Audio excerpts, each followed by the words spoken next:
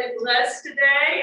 Everyone is chattering about our speaker. Can't wait to hear all of the fantastic things that happen that many times we don't realize what is going on, but we sure enjoy having the peace and having the comfort of being safe. So we appreciate all that the soldiers and military and all of the members involved helping us to enjoy peace. So we're looking forward to you and thank you for coming. We're going to go ahead and start the meeting with prayer with Dr. Lamar. Thank you. I got somebody. Huh? Can you stand? Shane would affirm, I haven't even asked you, but I know he would affirm with me that when you're in seminary and you take classes on Psalms, you learn how to pray. The first thing they teach you is to always give God thanks for the small blessings of each and every day, right? Begin in prayer with a blessing. We forget that we think material things. We forget that life is a blessing. And as we struggle with the radical evil that has been fallen upon our city, there's a theological term for that. It's called theodicy. And sometimes it's we say in our baptism that we will oppose the evil forces of wickedness in the world. And this is that time. And so my prayer today is going to be short. Would you pray with me? Oh God, we give you thanks for the blessings of this day, for the gift of life. We lift up to you those who have lost it. We commend them and their families to you in the power of our prayers for your care and thanksgiving. Presence with them. And we give you thanks and ask today for peace. In the name of Christ. Amen. Amen. Thank you. At this time, we're going to have the Pledge of Allegiance. And Shane Webb, will you lead us in the Pledge of Allegiance? Absolutely. Will you please place your hand over your heart and repeat the Pledge of Allegiance.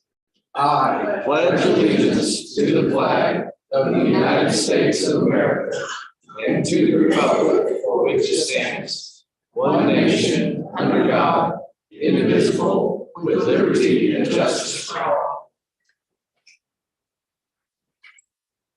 At this time, we're going to enjoy some entertainment. Neil's going to lead us with My Country 'Tis of Thee. Thank you, Neil. And Sandra, so sorry, but the piano is not working today, so Neil's all by himself. You're gonna have to. I'll do it there. You can go, come on over, Okay. Neil. Sorry, we can't get it. Start. Okay, My Country 'Tis of Thee. How about that? All right. My country 'tis of thee, sweet land of liberty. Of thee I sing the breath, land where my fathers died, land of the pilgrims died, from every mountain side, let freedom ring. Thank you, y'all did a good job. Thank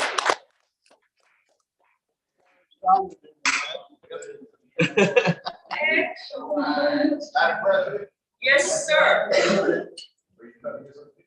I'll try. Okay. Madam President, may I honor and acknowledge and naval officer right there with Neil Davidson. Thank him for his service. Thank you. Honor and stand up buddy in the U.S. Army.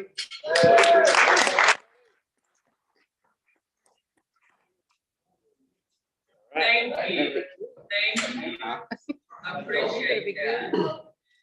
At this time, Tracy, do we have any guests to introduce? We have Tracy. Oh, Yeah, Tracy's back. Yay.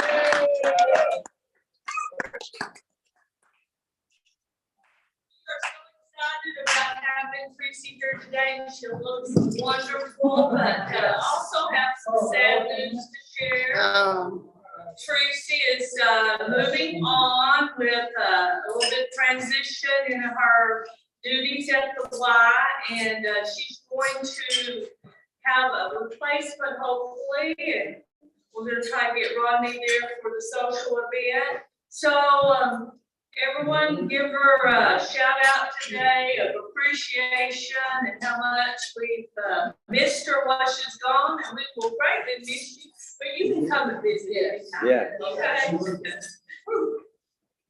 Thank you, Linda. Just real quick, I wanted to say thank you to all of you. I will still be connected and help Rodney transition on, but I'm still with the Y, so I'll still be connected, and just thank you. So today we have our speaker, John Southard. And then we have Wayleen Dunn here with us. Yeah. And then also we have Lori Crowder, who's also already a part of us, but she's here with us this morning from the Southern Rotary. All right.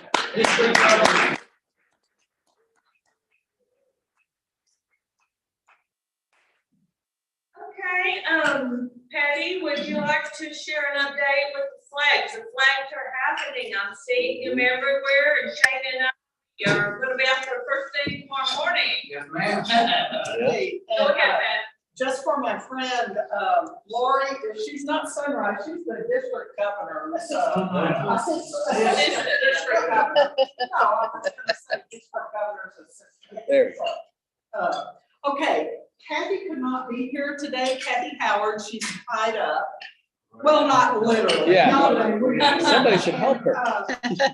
She wanted to report that we had 1,272 flags, and we need help in Valley Range.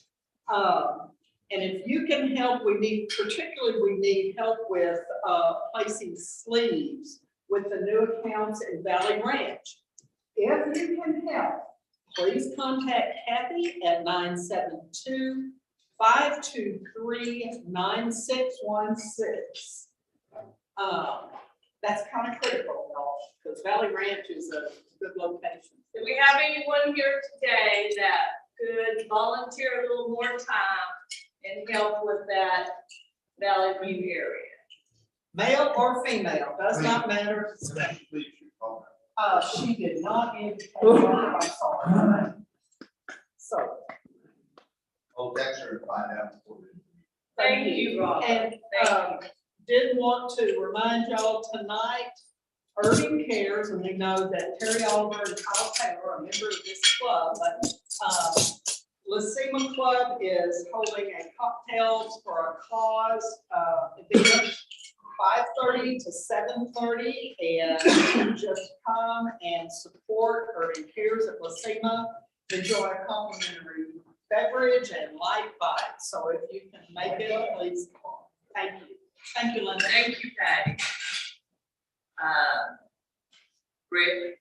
May I comment on the flag? Yes, you may. I would like to thank Jose Carr, stand up, Jose, Richard, Ed McCarthy's not here, Lazaro's not here. We all met this morning at the barn at 8:30, loaded up 72 flags. Wow. The Millennium Fountain walkway arch looks wonderful. All right. And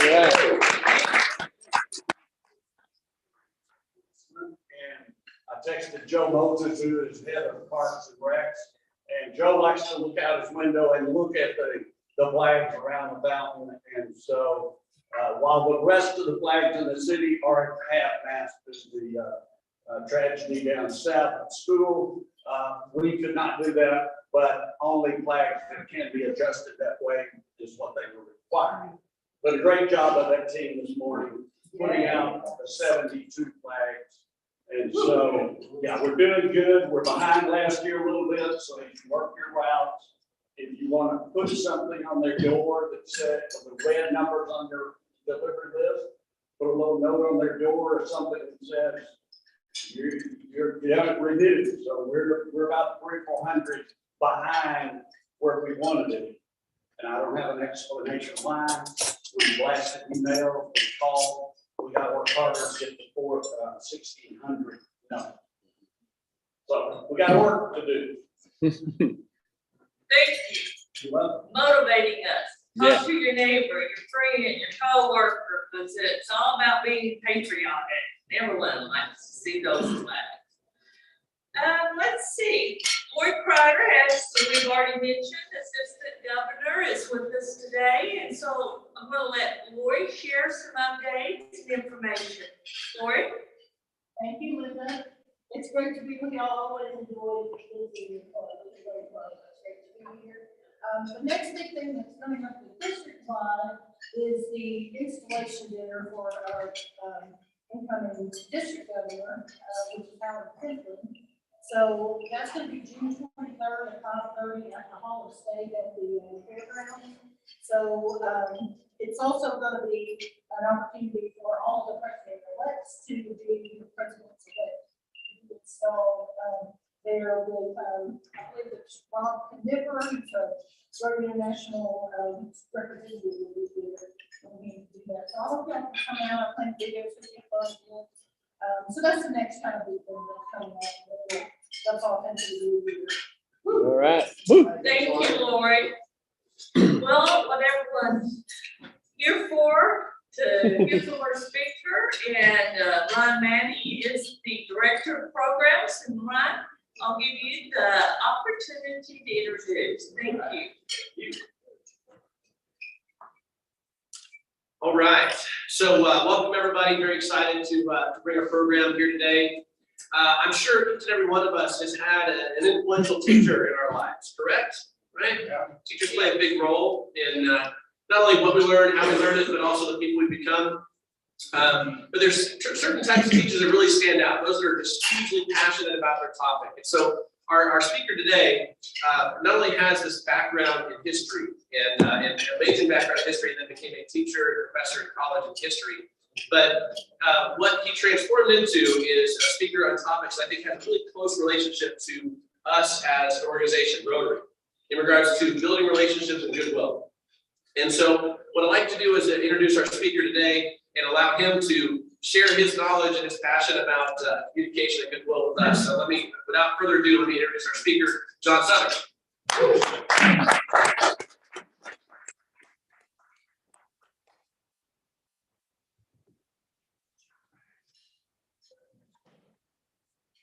So can you hear me okay? It'll pick up. It's directional. Okay. You don't have to. Yeah, there you go. You know, I have some slides.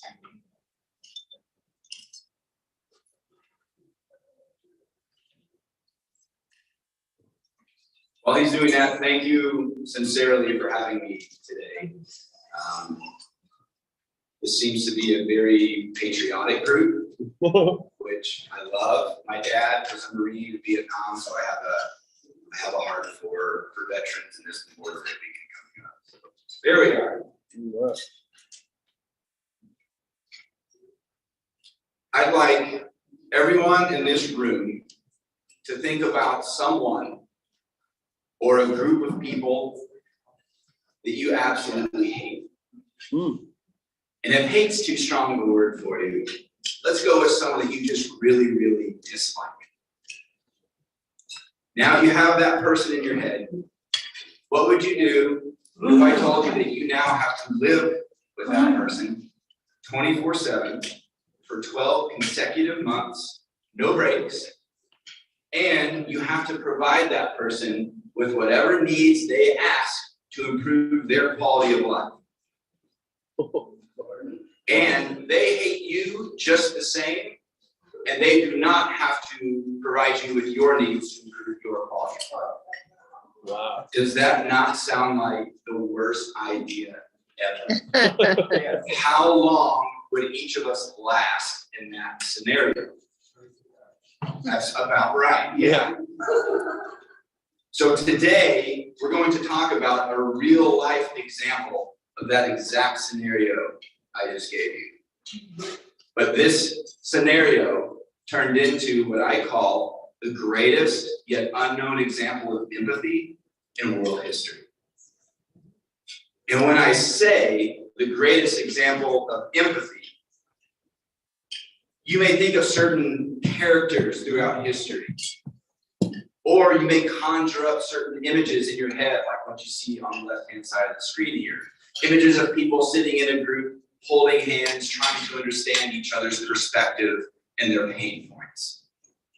But I think you'll be really surprised to learn that this greatest story of empathy comes to us courtesy of the U.S. Marine Corps. And I have a question mark up there for a reason, because I know you're thinking U.S. Marines. You're saying this loud, proud group of people that we call devil dogs are responsible for this wonderful story of empathy? I know it sounds crazy, but hear me out. I got a PhD in U.S. military history, and for 10 years of my life, I studied, researched, wrote about, and became the leading expert in this specific example of empathy from these Marines. And I loved it so much, I wrote a book about it. It's called Defend and Befriend. It's about this small group of Marines in the Vietnam War that had to live in Vietnamese villages 24/7 for 12 consecutive months in these groups that were called Combined Action Platoons. And as the book title suggests, in the process of defending these villagers, the Marines actually came to befriend them. You're probably thinking, okay, that's cool. But we have to understand that these Marines absolutely hated these people before they even got to the villages. But by the end, they loved them, treated them like family, and literally, in some cases, died for them. So what I wanted to figure out, and part of what we're going to talk about today, is how in the world does a 19-year-old U.S. Marine in Vietnam go from perceiving and treating villagers like this on the left to the image on the right?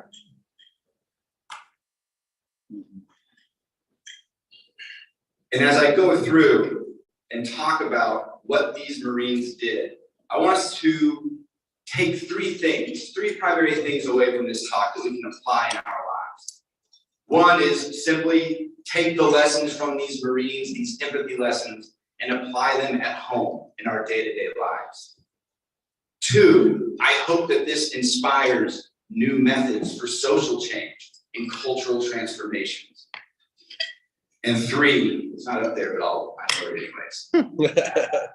And more importantly, especially this day and age, I hope that this reinforces the importance of respecting and embracing different perspectives. So let's talk about exactly what these Marines did. I'm going to start it with these three adjectives: disgusting, revolting, subhuman. These are three of the most commonly used adjectives by the Marines to describe the villagers before they even got there. And to accentuate that, subhuman. A quote from a Marine is that villagers were just simple idiots or animals we could slaughter without a second thought.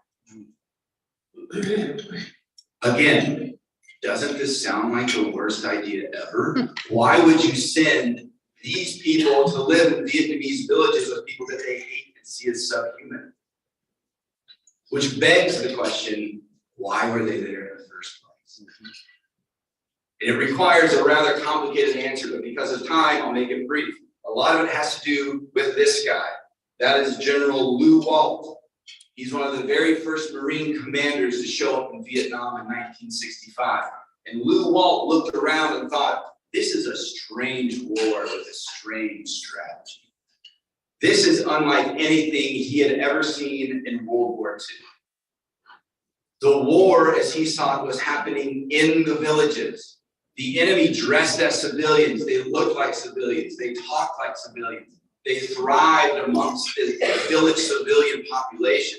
So as Walt saw it, we need to put Marines in the villages to gain intelligence about exactly who the enemy is. But that sounds great. Let's put Marines in the villages to gain intelligence. But in order to do that, you have to interact with the villagers and you have to gain their trust, but you see them as subhuman. So how in the world is this going to happen? What did these Marines do? So I boil it down to these 4 things. Cultivated mutual respect, delivered overt needs, delivered covert needs, and preserved the trust. And I'll talk about each one of these in a little greater detail over the next 12, 13 minutes or so. So we'll start with cultivating mutual respect. When the Marines first arrived in these villages, they realized quickly that their personal survival depended on respecting the villagers. They had to adapt to their way of life. They had to learn their cultural do's and don'ts. They realized quickly that they couldn't just be physically present and that's it, and expect over 3 months that these villagers are going to somehow trust them by just them being physically present. As you see in this picture, they have to get out and live a day in the life of these villagers. And as the Marines start to immerse themselves in local village culture, you start to see this cultivation of mutual respect. The Vietnamese, the villagers, are starting to show their respect back to the Marines. And one of the biggest ways they did this was by inviting Marines into their homes for dinner. Now, when I say Vietnamese dinner, get that image out of your head. This nice photoshopped, Americanized Vietnamese pho. Get it out of your head.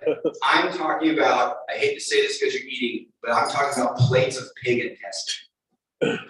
And the Marines, when they were an invited dinner guest, they had to learn how to eat a meal in a Vietnamese home. So they had to eat everything that a villager gave to them. If they didn't, the villagers would see it as a slight. They would see it as a sign of disrespect. So there's a story. His name's Mike Murphy. He was a sergeant in the Marine Corps in one of these combined action platoons, who was like his own description, a kid at a dinner table told to eat his vegetables, who would either stuff this pig intestine in his pocket or toss it on the ground in hopes that this scrawny dog running around would come and eat it. You either ate it or you had to at least put off the perception that you ate it because you did not want to lose their trust. That meant your survival.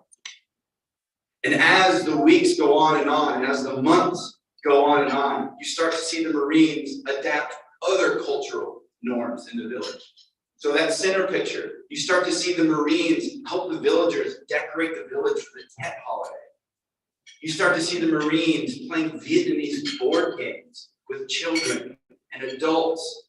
At the top right, you even saw Marines ditch their boots in favor of Vietnamese sandals with soles that were made in nearby rubber plantations. So they're starting to cultivate this mutual respect. In the process, they're starting to interact more and more with the villagers, which gets to my next part, which is delivering the overt needs. By way of definition, it's just a term I came up with. But by way of definition, an overt need is something that both the Marines and villagers could look at in the village and say, yes, we clearly need X, Y, and Z. In fact, any one of us could be dropped into the village in 1967 and say, oh yeah, they clearly need X, Y, and Z. And the most popular overt need in the village were schoolhouses. The Marines had access to local military bases, even though they were in these remote rural villages. They still had access to local military bases. They had access to American nonprofits that were sending materials overseas. And so the Marines would figure out what these overt needs are, like a schoolhouse. And they would procure these materials and build a schoolhouse for them. Now, I'm not talking about like a Class A office building in Las Colinas, okay? We're talking about a Vietnamese schoolhouse in 1967 in Vietnam. But the villagers start to appreciate this. The Marines start to deliver other overt needs: pig pens, water wells, man-made ponds, roads, bridges. And as we get to the cultivating of mutual respect and delivering the overt needs, and I'm very careful with my words here, the Marines are creating a foundation of trust. but they need to finish the house. They need to finish building the house of trust. In order to do that, to create a sustainable, maybe even a lifelong trust, they have to identify and deliver the needs that the villagers don't even know that they have. A schoolhouse is easy. That's an overt need. A pig pen's easy. That's an overt need. But how in the world do you identify a need that they don't even have and then deliver it to them?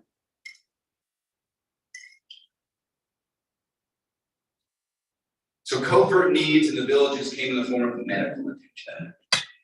And you're probably wondering, why in the world is there a spider web up there right now? Because the Marines got there and their medical practices in the village came from witch doctors and shamans who cured ailments by boiling spider webs in water. And did that to try to cure ailments, to even try to keep someone alive that was shot. So the Marines can look at that and clearly understand they need modern for the 1960s, modern medical attention. They need modern medical practices. They become friends with these people now. They want to keep them alive. They want to extend their life. But they couldn't be the loud, obnoxious American that shows up and says, you guys are idiots for doing this stuff. They had to respect a different perspective. They had to respect their culture. So how in the world do you do this? They know that they need this medical attention, but at the same time, they have to respect their cultural history.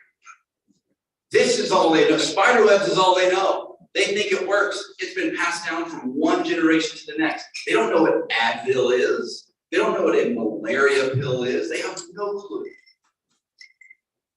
So what's that happy medium between giving them what they need and making them understand they need it? And that guy right there on the left is the answer. That is a U.S. Navy corpsman.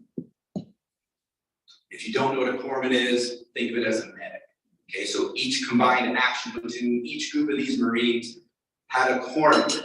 And so we don't have to fiddle with, do we call him corpsman? Do we call him medic? I'm gonna call him Doc, because that's what the Marines call a corpsman. Doc was the most indispensable member of this American contingent in building trust.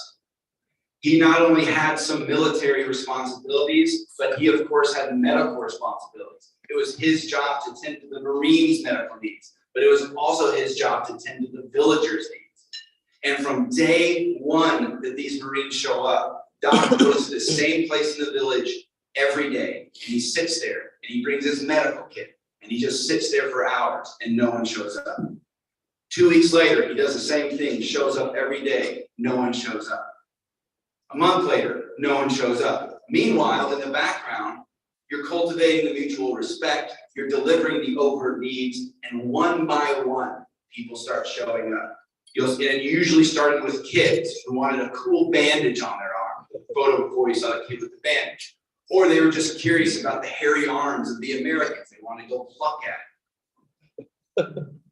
But soon you start to see more people just curious. And so pretty soon the corpsman or doc is curing headaches. But the thing that really put this over the edge was when Doc saved somebody's life after combat. Because remember, there's a war going on. All this empathy is happening, but there's a war going on. And combat happened, firefights happened outside the village, and they happened inside the village. And when Doc saved somebody's life, especially a villager's life, they were blown away. They have never seen anything like it, much less an American person in military uniform saving a villager's life. And suddenly, he has a line by the hundreds. They're like, what else you got in that bag, Doc? You just saved this villager's life. What else do you have in there? And now he's curing headaches. He's delivering babies without complications. He's, with documentary evidence, performing tracheotomies. He's saving people's lives. And as this slide shows, he did this amazing thing of he transformed a covert need into an overt need. So villagers now, instead of relying on spider webs, they want that Bayer aspirin. And like a good historian, I made sure to get a 1960s aspirin out there. Now, you've worked hard to create this trust, 8, 9, 10 months. People have literally died to build trust with these villagers. And they're family to you now. Now you have to preserve that trust. You've created that culture. That Marine picture there is Ron Parks. If you had told Ron Parks 9 months before this picture was taken that this is what he would be doing in a village, I promise he would have told you you need a mental evaluation. But you now have to preserve this. And one of the best ways the Marines preserve this is they kicked out the shitbirds. Now, that's not a term I use specifically for the Rotary Club here, right? It's a term that the Marines use. A shitbird is someone that doesn't fit the culture. It's someone who's a disciplinary problem. In Vietnam, shitbirds were everywhere, and they would get passed from one unit to the next. Like, who wants to be on a stinger operation at 2 a.m. in a triple canopy jungle with some guy who's a disciplinary problem? So you kick him out and send him to some other unit.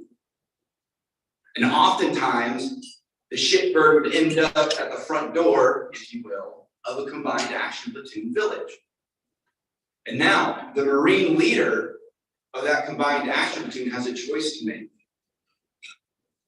Because I haven't talked much about the military aspect of a combined action platoon, but we're talking about 12 Marines or so, 12, that have to monitor a village of hundreds of people spread out across several square miles. And oh yeah, there's a war going on when hundreds, if not thousands, of enemy soldiers could attack and overwhelm those 12 Marines at any moment. So a CAP leader, combined action platoon leader, has a decision to make. When someone shows up, do you accept them? It's been 9 months you've created all this trust. And you need able-bodied Marine riflemen to support that military component. So there's a story of a guy named Sergeant White, who was one of these leaders. And one of these shitbirds, he didn't know it was a shitbird, but he showed up at the front gate of the combined action platoon to replace a Marine who was killed in action the week before. And so Sergeant White is showing this guy around. Here's the schoolhouse we just built. Here's the pig pen. And the guy who shows up, the new guy, I won't say what they really call him. It has an F in front of it. FNG. Okay. But he's showing him around. Now keep in mind, this new guy's coming from the subhuman animals we could slaughter perceptive. So he didn't like the way a villager was looking at him. He smashed him in the face with the butt of his rifle. The guy falls to the ground. The villagers are going nuts. They're crying. They're sobbing. They're like throwing their hands up at the Marines, like, why did you do this? As we know, trust is so hard to build, but it's so easy to lose. And so Sergeant White kicked out the shitbird immediately. There's no questions. There's no tell me what happened. There's no let me know what was going through your head. Kick him out immediately. So think about that. Rather than add support, add another rifleman to the 12 Marines that are there, he kicks them out. That's how important this trust had become to these Marines. That's how important these people had become to the Marines. People who 9 months before were subhuman to them. And I'll end it with a couple more slides and a few more thoughts because I know I only have 20 minutes. I've talked a lot about sustainable, perhaps lifelong trust. To go back to that previous slide. Yeah, thanks. I want to give you some examples. So you heard me talk about Sergeant White, right? He's the guy that kicked out the shipper. When Sergeant White's tour was over, he went home. Shortly afterwards, his family received a letter in the mail from a guy named Ho Chi, the village chief of the village where he was stationed. And I'm not going to sit here and have you read it awkwardly for 45 seconds or for a minute, but just know this is a Vietnamese village chief thanking Sergeant White's family for him being there. Now, a couple things. It's in broken English. It took him a long time to write that. 2, he literally put his life on the line to send that. What do I mean by that? So one of America's enemies in Vietnam is called the Viet Cong. If the Viet Cong found out that the village chief sent a letter home to a Marine's family, he's dead and his family's dead. No question. But it meant so much that he sent this letter home to Sergeant White's family. And I have this particular passage blocked or squared, whatever you want to call it. I hope in my heart that Sergeant White does come back when my country is at peace. Many of my American friends have died. I'm very sorry that has happened to your people. He's apologizing for a war that's happening in his backyard. Again, they would have told you you needed a mental evaluation if you had explained to the Marines that this is the impact it would have. And then the next, that's not Sergeant White on the left, but that's a guy named Sergeant Robert Holm in 1967 in his Combined Action Platoon village. 40 years later, pictured on the right, he went back specifically to find those villagers. The woman on the left used to sell coats to the Marines in the villages, and the woman on the right used to tailor their uniforms and their clothes. This is the power of empathy and the power of respecting different perspectives. And remember those 3 adjectives I talked about at the beginning? Disgusting, revolting, and subhuman. They just became human. And it was through empathy and through respecting different perspectives. That's it. Thank you all so much. Is there a question?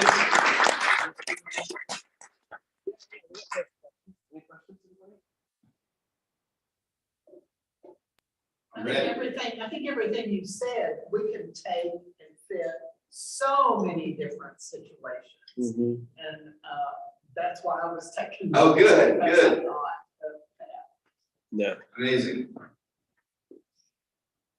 Yes, Ryan. Yeah. So why do you think that this story of the combined action platoons and empathy has been overlooked or untold? It's clearly passionate to you, right? But Yes. yeah. Well, as someone who has studied this conflict incessantly, the literature, the books that have been written on it, I know all about them.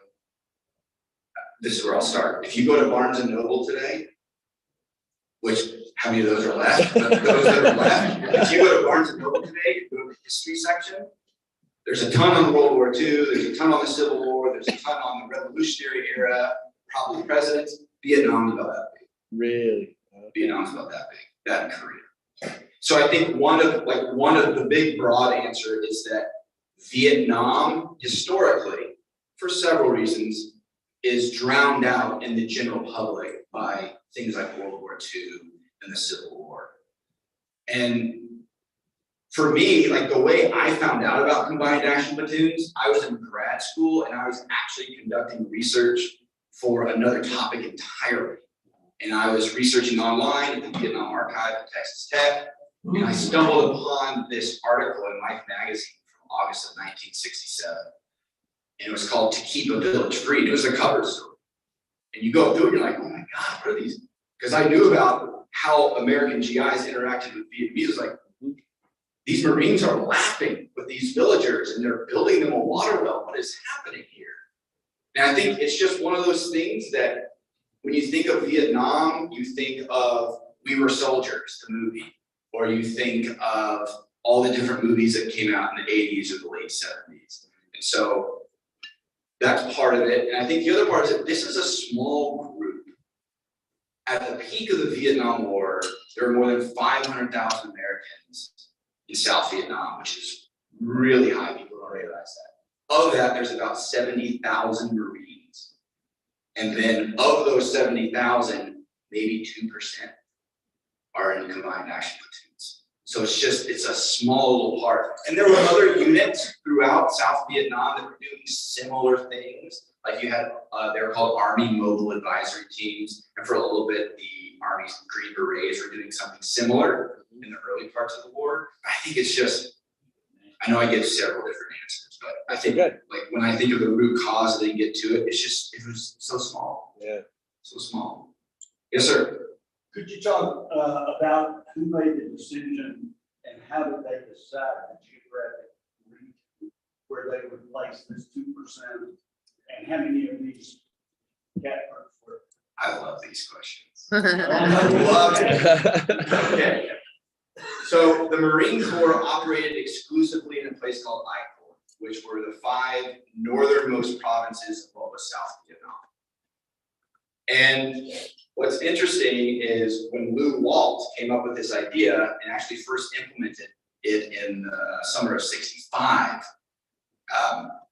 they didn't know how they were going, like within I-Corps, what village do we send these people to? And the United States and Vietnam had this ranking system for villages. It started with A. A meant it was totally under US/South Vietnamese control. You know, A, B, C, D, and then V meant it was under VC control.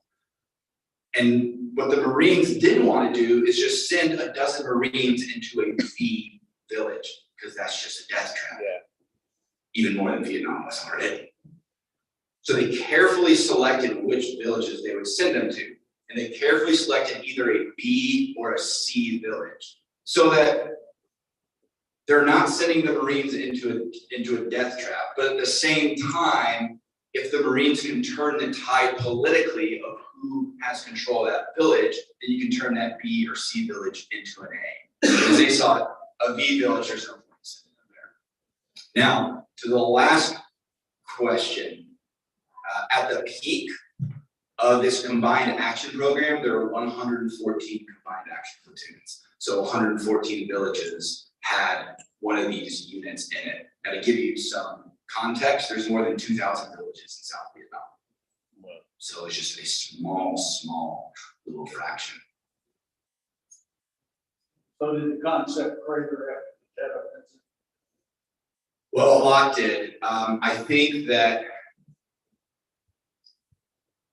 and I write this in my book, that the combined action program died with the American withdrawal. So the Tet Offensive, which was in January of 1968, and was this, for those who might not know, this massive offensive that the North Vietnamese launched against South Vietnam. And of course, in November of '68, Nixon's elected, runs on Vietnamization and this gradual withdrawal of America from Vietnam. And actually, the peak of the combined action program was in the spring of 1969, shortly after Nixon was elected. And then once he comes in and says, okay, we're going to gradually withdraw all these troops and leave the fighting up to the Vietnamese, like many other units in Vietnam, the combined action program just died along with the American withdrawal. But there are debates that historians still have today. They're usually retired military colonels over coulda, shoulda, woulda. Like, should we have expanded combined action platoons throughout the entire country? But we'll never know because it never happened. Well, it switched back and forth with those 2 men, because he would meet Vietnamese and go this way, and when they get back over there, it might meet with somebody else and go that way. Exactly. You know more about it than I do, but it was a very fluid, dynamic, ugly, whole leadership issue. And so, yeah. Yes, and that's, I want to read your book. that the leadership thing is a whole nother, I could riff up here just for 30 minutes on it. But yes, you're exactly right. Cool. Anybody else? Thank you.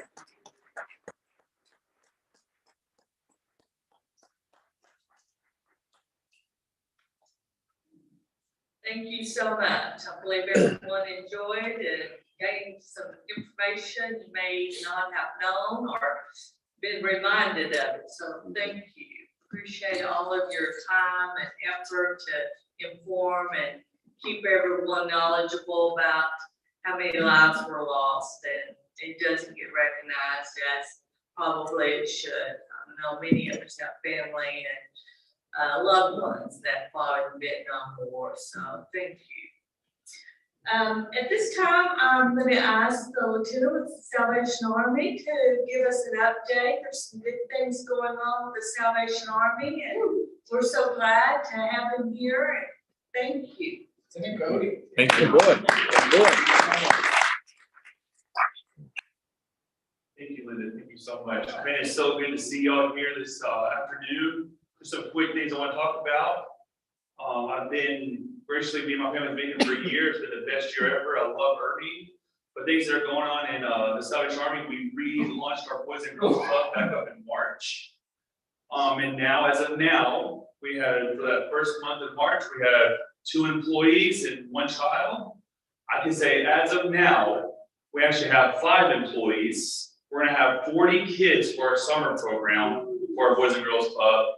And we still have we already have another 3 more getting their fingerprinting done and to have them on board also, which now we'll be able to have 60 kids if we get these other 3 staff on board.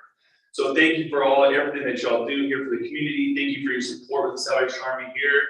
And I hopefully to continue to give you more insight of what's going on. So thank you, and y'all all have a blessed day.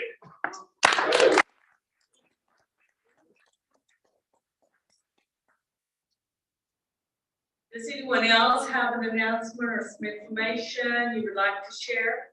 Robert? And Howard says there are 34 sleeps to be done in Valley Ranch, all of them in common areas.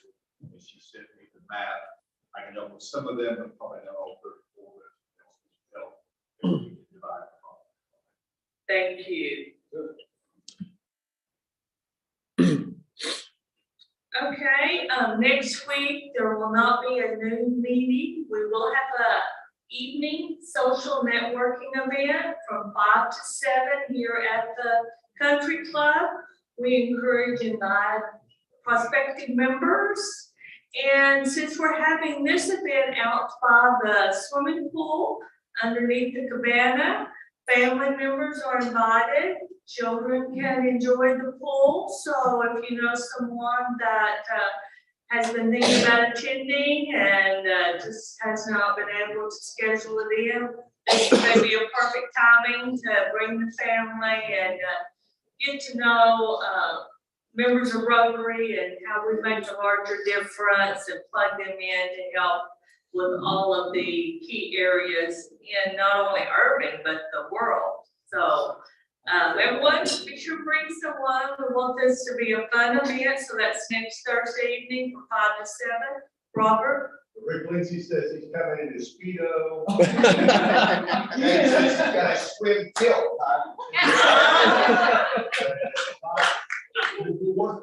Thank you, Robert. I think we can get a few more people out. Thank you for informing us. Yes, and bring your smartphone and camera. It will be a moment to never forget. He said he put $100 in the bucket. Oh, there we go. Thank you in your front. Oh, another one.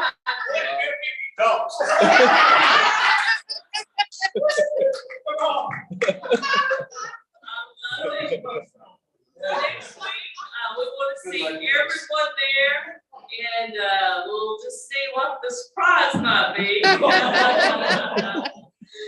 And bring a prospective member, please. Again, June the 23rd will be my closing comments as president, and also recognition of many that have supported and helped us enjoy a wonderful year.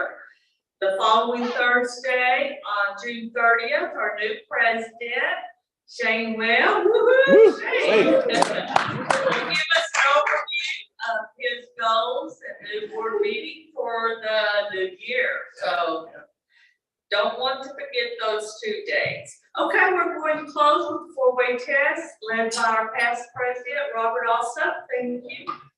Stand with me, let's recite the 4-way test.